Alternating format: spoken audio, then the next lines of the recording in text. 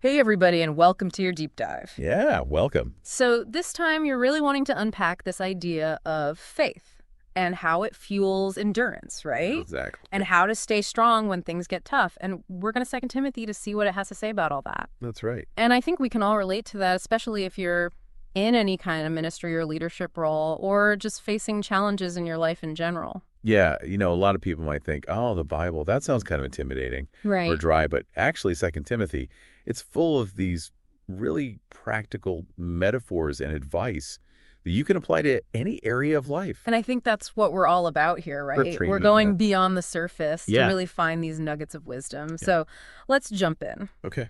So right away, Paul, who's writing this letter to Timothy, his younger friend in ministry, Right. he brings up Timothy's mom, Eunice, and his grandmother, Lois, and they're like super strong faith. Yeah, it's like Paul is saying, Timothy, you come from this long line of really strong believers. Yeah. Like, faith is part of your heritage. Well, that's good. It's not just an idea, it's in your DNA. I like that.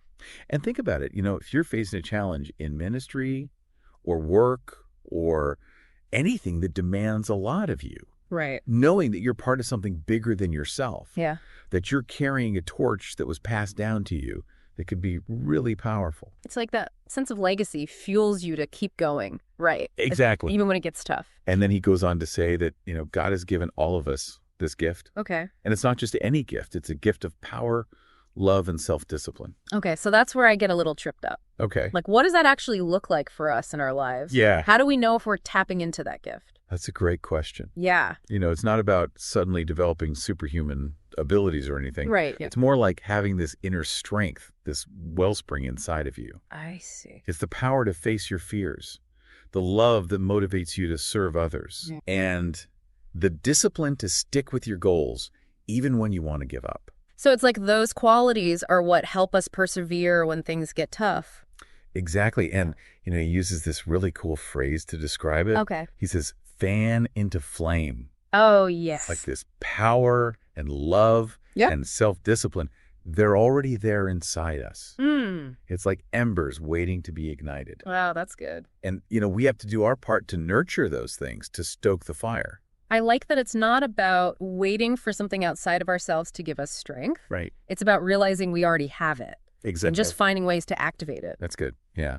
And then he gives this other piece of advice to Timothy. Okay. So don't be ashamed of the gospel. Okay. That sounds a little... Intimidating. Yeah, a little intimidating maybe at first. So let's break that down. Okay. What does that even mean for us in our everyday lives? Yeah, so think about it like this. The gospel at its core is this message of hope and transformation.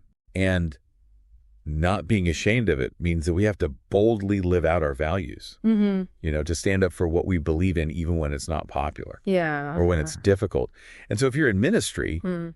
that might mean holding firm to your convictions. Okay. Even when you're facing opposition from others, and if you're not in ministry, Right. it could be speaking up against injustice or defending a cause that you're passionate about, Hmm. or even just, choosing kindness and integrity in your daily interactions. So it's like having the courage to be authentically you, Yeah. even when it's hard. And this is where he brings in that soldier metaphor. Okay, yeah. Right. He tells Timothy to be a good soldier of Christ Jesus. Yes. He's not saying we all need to enlist in the army, Right. but there's definitely a lesson there about resilience and commitment, right? Absolutely. So how does that soldier metaphor actually play out in our lives? Yeah. Are we supposed to be marching into battle every day? Yeah. What does that look like? Right. Well, not literally, of course. Oh. But think about the qualities of a good soldier. They're disciplined. Right. They can endure hardship. Yeah. They stay focused on their mission even when they're under pressure. Yeah. They don't give up easily. Right. And those are qualities that are helpful in any challenging pursuit. Yeah, totally. It's like having that mental toughness, that grit to keep going, Exactly. even when you're facing setbacks. And you need that, whether you're building a business or raising a family or just dealing with everyday life. Yeah, for sure. Yeah. Okay, so we've got that soldier metaphor in mind, like being strong and never giving up. Yeah. But Paul, he doesn't just stop there. No. He keeps going and uses other interesting metaphors too, Yeah. like comparing Timothy to an athlete Yeah. and a farmer. It's so cool how he uses these everyday images Right. to get his point across. I know. So let's unpack those a bit. Okay. So with the athlete, I'm thinking discipline and pushing your limits.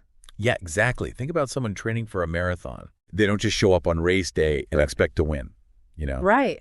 It takes so much preparation. Yeah, they have to train and push themselves Yeah. and stay really focused on that goal. Mm. And that's something we can apply to any area of life. It's like that dedication, right? Yeah. Whether you're leading a team or starting a business, even working on a personal project, Right. it's about putting in the work consistently. Yeah, and not giving up. Even when things get hard. Exactly. Yeah. And then there's the farmer. Okay, so the farmer, that adds another piece to the puzzle. Yeah. So how does that fit in? Well, think about what a farmer does.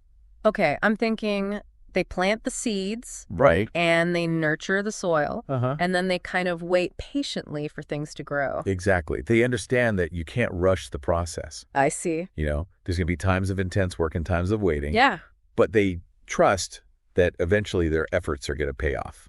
I like that a lot. Yeah. And I think you can see that in ministry too, right? Oh, absolutely. Sometimes you might not see the results of your work right away, Right. but that doesn't mean it's not making a difference. Yeah, it's about the long game. Yeah, It's about trusting that eventually there will be a harvest. I like that. Trusting the process. Yeah, and continuing to invest in what you're called to do. That's good. And that can apply to so many other areas of life too. Oh. You know, if you're working towards some big goal, Uh-huh. it's easy to get discouraged when you don't see results immediately. Right. But if you can shift your mindset Okay. and be more like that patient farmer, you know, trust that things will work out in time, Right. I think that can make a huge difference. It's like that saying, trust the timing of your life, Yeah, I love that. you know? Sometimes you don't see the immediate payoff for all your hard work, Right. but that doesn't mean it's all for nothing. Exactly. And you know what we have to remember? Okay. We don't have to be perfect in this. Mm. You know, we're all going to have moments of doubt, times when we feel like giving up. Sure. And that's where this next verse comes in. Okay. Paul says, if we are faithless, he remains faithful. Wow. Isn't that powerful? It really is. Yeah. It's a good reminder that even when we mess up or when our faith is weak, there's this like greater force holding us steady. It's like a safety net. I like that. Yeah. Yeah. We can take risks and push ourselves knowing that we're not going to fall too far. It gives us that courage to keep going even when we stumble. Yeah. And that's so important. Yeah. You know? I'm sure. It's knowing that even when we're weak, we're not alone. This is all so good, and I'm really resonating with it, but I'm also thinking, like, how do we take these ideas and actually apply them to our lives? That's the question, isn't it? It is. It's great to talk about all this stuff, but it's another thing to actually live it out. Right. I think it starts with looking inward. Okay. What are those gifts and passions? You know, those things that light you up inside? Yeah, it's like taking inventory of your own inner resources. Right. What makes you come alive? Exactly. What are you naturally drawn to? Yeah, and once you've figured that out, Okay. how are you nurturing those gifts? Yeah. Are you giving them space to grow? Are you pushing yourself to use them? So recognizing your strengths and then actively cultivating them. Exactly. And this is where those metaphors can really help us. Okay. Think about the soldier. Okay. What would it look like to have that soldier's mindset in your everyday life? What do you mean?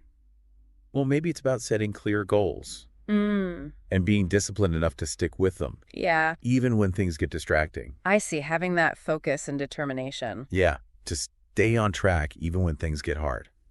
Okay, what about the athlete? Yeah, how can you be more like the athlete? I guess that's about pushing yourself. Yeah. Stepping outside your comfort zone. Maybe learning something new. Yeah, taking on a challenge that helps you grow. Right. And then the farmer. Yeah, how can you be more like the farmer? How can I be more like the farmer? Yeah, I think for me, it'd be about recognizing that, you know, like growth takes time. It's like that farmer we were just talking about. Right. You can't rush the harvest. You can't force it. Yeah. And we can't expect like overnight success in our own lives either. Yeah. It's about trusting that process, Yeah. putting in the work consistently, and having the patience to wait for the results. You got it. And I think that's a beautiful insight. And it really gets to the heart of what Paul is saying to Timothy, you know, that journey of faith, of leadership, of just going after the things that really matter. Right. It takes endurance. It does. It's not about being perfect or knowing all the answers. Right. It's about embracing those qualities of the soldier, the athlete, the farmer, and letting them shape you Yeah. and guide your actions. And remembering that we don't have to do it all alone, right? We Yeah. have that like that unwavering faithfulness Yes. as our foundation. Our safety net. Yeah. Absolutely. To catch us when we fall. Yeah. And to help us get back up even stronger. So true. So as we're wrapping up this deep dive into 2 Timothy, Yeah. I want to ask you, like, what's one thing our listeners should really hold on to?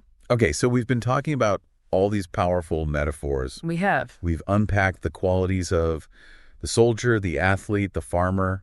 Yeah. And we've talked about how those can help us face challenges with courage and resilience. For sure. But the real transformation happens when we take all that and make it our own. So it's not just about listening to this deep dive. Right. It's about actually putting it into practice. You got it. In our own unique way. Yeah. So think about those metaphors. Okay. The ones that really stood out to you. Yeah.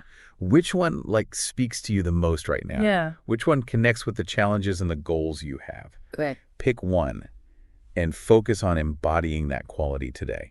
Okay. So, if it's the soldier, Yeah. be more disciplined and focused. Exactly. If it's the athlete, Yeah. push yourself a little harder. Take on a new challenge. Yeah. Take on a challenge. And if it's the farmer, Okay. practice patience and trust that things will happen in their own time. I love that. Yeah. It's simple but powerful. It is. Choose your metaphor and live it. Yeah, that's a great takeaway. And remember, you have the strength you need already inside you. Just like Timothy, you have a gift waiting to be fanned into flame. That's a good reminder. Nurture it, believe in it, and let it guide you. Awesome. Well, thank you so much for joining us on this deep dive into faith and endurance. Yeah, thanks for being here. We hope this has given you some valuable insights and a renewed sense of purpose. Absolutely. And remember, you're not alone in this journey. Right. Keep fanning that flame within you. Yeah. And never underestimate your own resilience. This is the Deep Dive sign.